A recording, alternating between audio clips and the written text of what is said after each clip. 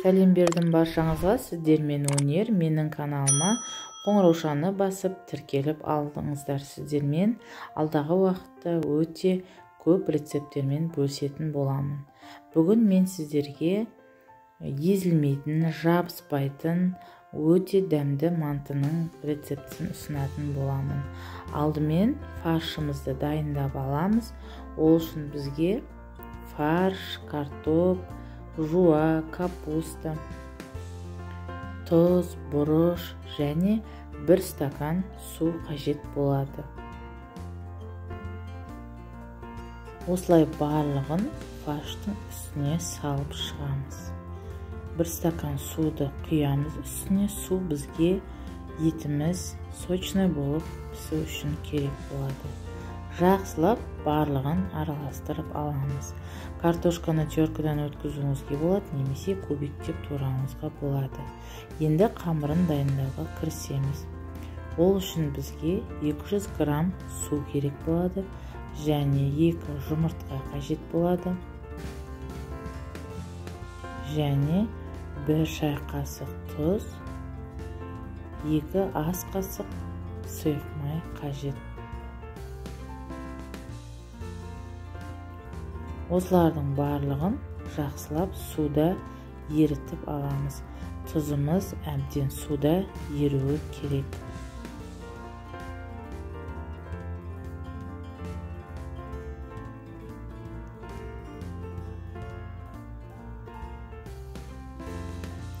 Міне дайын болды. Енді ұнымызды аламыз. Бізге 600 грамм ұн қажет болады. Дайындап алған суымызды бірден ұнның үстіне барлығын құямыз. Барлығын құйып, жақсылап қамырымызды араластырып, нанымызды илейміз. Ешқандай артық су құймайсыздар, артық ұн салмайсыздар. Тек осы құйылған сумен нанды илеп аламыз. Жақсылап араластырып, басып, үйін қандырып илейміз.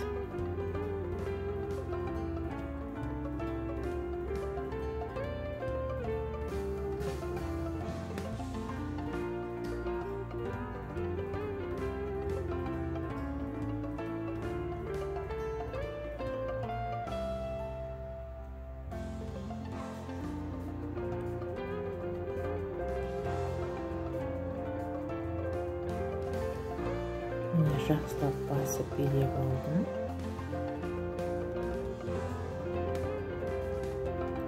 Бізде жұмсақ қамыр болады.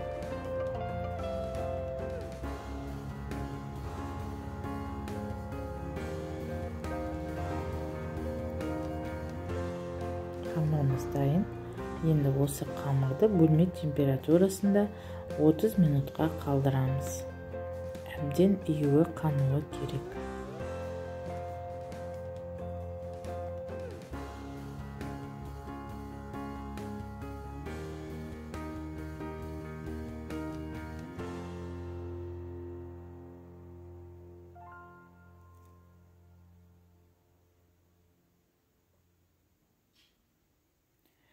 Қамырымыз 30 минут тұрды. Мен 2-ге бөліп алдым. 2 үлкен бөлік шықты. Біреуін салфанға салып қоямыз. Енді біреуімен жұмыс жасайтын боламыз. Тағы да нанымызды ұн сеуіп үстінен әбден басып дөңгелетіп аламыз.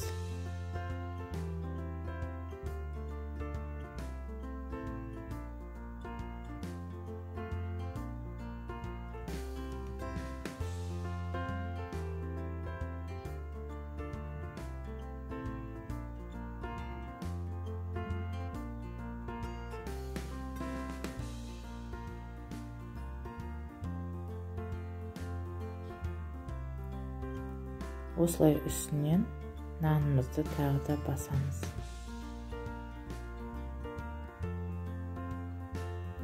Бұл бізге жаюға ыңғайлы болу үшін.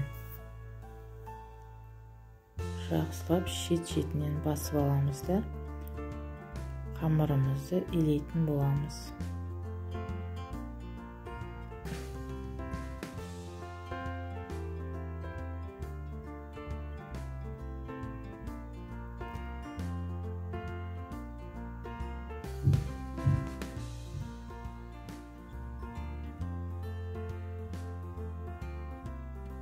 Енді суға кірісеміз.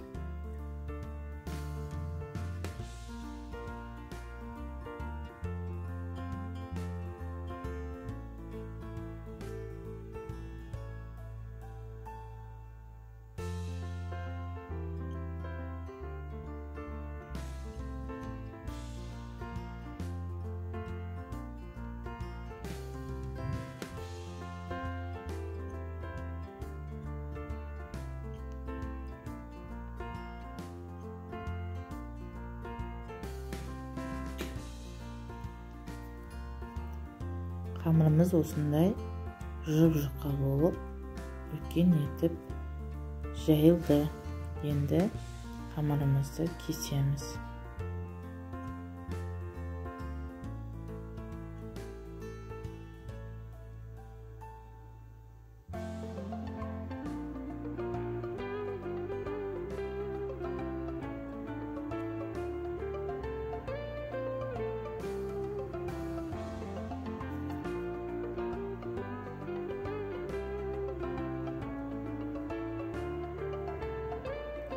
Осындай бөліктерге бөліп аламыз.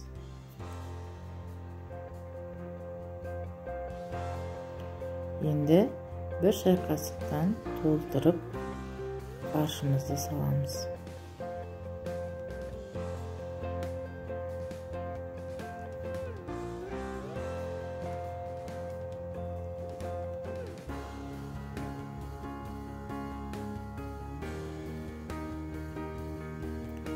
Енді мантымызды түйеміз. Түйеуді өз қалауыңыз бойынша түйе бересіздер.